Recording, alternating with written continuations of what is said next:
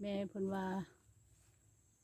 แม่ลีลาวดีบ่ให้เอากับเลวัดเฮ็ดจังได๋ลีลาวดีเพิ่นฮักเลวัดก็บ่ได้เอาดอกพ่อแม่พี่น้องแต่ว่าเรื่องของมันเป็นจังซี่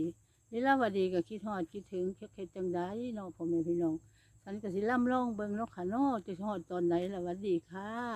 กดไลค์กดติดตามให้เด้อค่ะ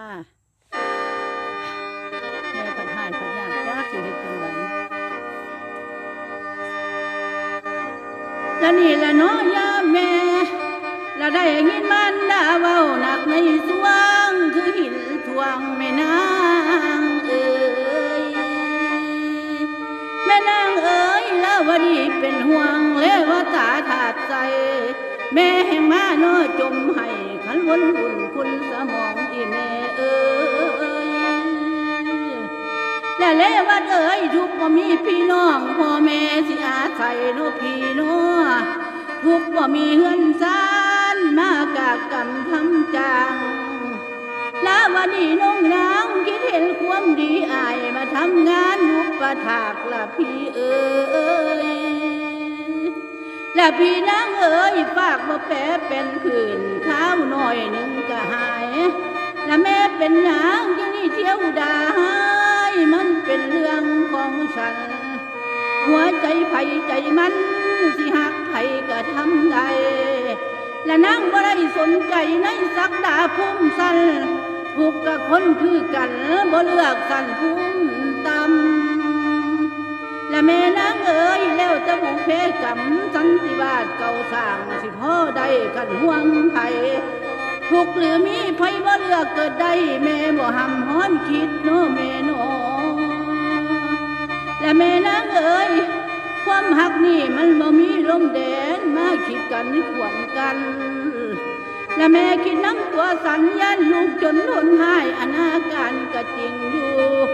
มาเดียวเข้ามาแลดูสิมาป่าปล่อยทิ่มกลางกว้างเจ้าทองลำและเข้าพออยู่แม่เป็นหยังจังบ่ลำเบายำให้มันเห็นย่ำพอนี้ไกตาโลดจางมาโนหาเบา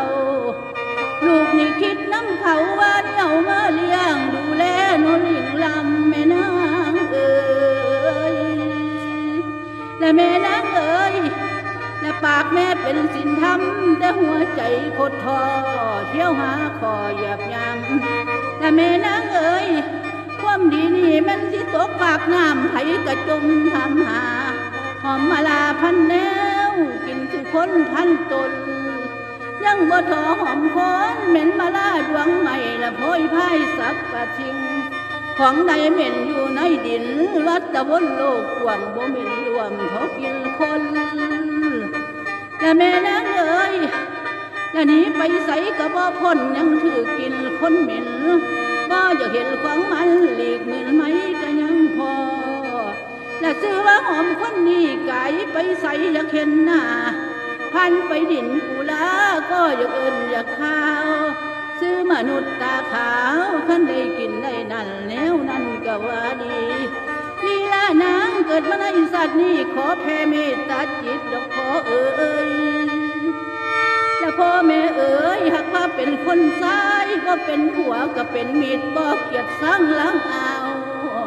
แต่คุณสาวอย่าเฝ้าถือเอาเยี่ยมแล้วว่าดีไปเป็นอย่างต้องถือพางโน้เสือบ้างห้ามันดีก็จังได้เอาเยี่ยมหรือดาวสันเดี๋ยวนี้จกกันบ้านทงโศกใจจิตอย่าเฝ้าใหญ่โนหยันซอยกำลังโนใจด้วยเล่วัดตกเข้าสวยโยทั้งป่าทั้งเขาและแพ้ว่าโนผ่าห่มแม่สร้างความละทมสันสิเป็นผู้สวยเขาไว้บัดหาดีหากว่าเกิด